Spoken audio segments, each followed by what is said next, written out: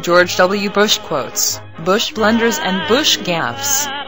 Yes, believe it or not, these are all genuine quotes from the man the people elected as the 43rd U.S. President. Hello, my name is Peter and I am your commentator. Yup, that's right. I am going to read what you may find odd, but funny. So, here we go. I am here to make an announcement that this Thursday, ticket counters and airplanes will fly out of Ronald Reagan Airport. Too many good docs are getting out of the business. Too many OBGYNs aren't able to practice their love with women all across this country. Our enemies are innovative and resourceful, and so are we. They never stop thinking about new ways to harm our country and our people, and neither do we. There's no doubt in my mind that we should allow the world's worst leaders to hold America hostage, to threaten our peace, to threaten our friends and allies with the world's worst weapons. See, free nations are peaceful nations. Free nations don't attack each other. Free nations don't develop weapons of mass destruction. The ambassador and the general were briefing me on the vast majority of Iraqis want to live in a peaceful, free world. And we will find these people and we will bring them to justice. I'm looking forward to a good night's sleep on the soil of a friend. Wow. Brazil is big. After being shown a map of Brazil by Brazilian President Luiz Inácio Lula da Silva, families is where our nation finds hope, where wings take dream. I admit it, I am not one of the great linguists. Rarely is the question asked, is our children learning? The illiteracy level of our children are appalling. For every fatal shooting, there were roughly 3 non-fatal shootings. And, folks, this is unacceptable in America. It's just unacceptable. And we're going to do something about it. I am a person who recognizes the fallacy of humans. I have opinions of my own, strong opinions, but I don't always agree with them. I know the human being and fish can coexist peacefully. I know how hard it is to put food on your family. I know what I believe. I will continue to articulate what I believe and what I believe. I believe what I believe is right. I promise you I will listen to what has been said here, even though I wasn't here.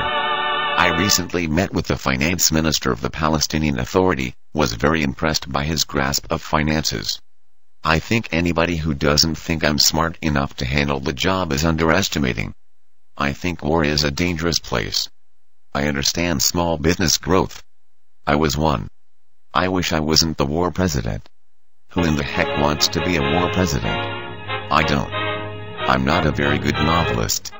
But it would make a pretty interesting novel. If the terriers and barracks are torn down, this economy will grow. If this were a dictatorship, it would be a heck of a lot easier, so long as I'm the dictator. I'm also not very analytical. You know, I don't spend a lot of time thinking about myself, about why I do things. I'm the master of low expectations. I'm the commander, see, I don't need to explain, I do not need to explain why I say things. That's the interesting thing about being president. It would be a mistake for the United States Senate to allow any kind of human cloning to come out of that chamber. Our enemies are innovative and resourceful, and so are we. They never stop thinking about new ways to harm our country and our people, and neither do we. The problem with the French is that they don't have a word for entrepreneur. They have miscalculated me as a leader. They misunderestimated me.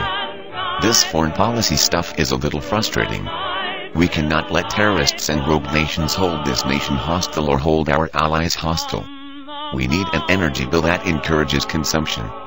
We ought to make the pie higher. We're concerned about AIDS inside our White House, make no mistake about it. Will the highways on the internet become more fuel? Do you have blacks, too? To Brazilian President Fernando Cardoso. When I was young and irresponsible, I was young and irresponsible. You're free. And freedom is beautiful. And, you know, it'll take time to restore chaos and order out of chaos. But we will. This is still a dangerous world. It's a world of madmen and uncertainty and potential mental losses. I think there is a Trojan horse lurking in the weeds trying to pull a fast one on the American people. This is a world that is much more uncertain than the past. In the past we were certain it was as versus the Russians in the past. We were certain, and therefore we had huge nuclear arsenals aimed at each other to keep the peace. That's what we were certain of. You see, even though it's an uncertain world, we're certain of some things. It is clear our nation is reliant upon big foreign oil. More and more of our imports come from overseas. I think we agree, the past is over. And there's no doubt in my mind, not one doubt in my mind, that we will fail. The important question is, how many hands have I shaked? General? I can name the general. When asked to name President of Pakistan, we spent a lot of time talking about Africa, as we should. Africa is a nation that suffers from incredible disease. The war on terror involves Saddam Hussein because of the nature of Saddam Hussein, the history of Saddam Hussein, and his willingness to terrorize himself. When I was a kid, I remember that they used to put out there in the Old West a wanted poster. It said, "Wanted, dead or alive." My answer is to bring them on Iraqi militants attacking U.S. forces. Major combat operations in Iraq have ended.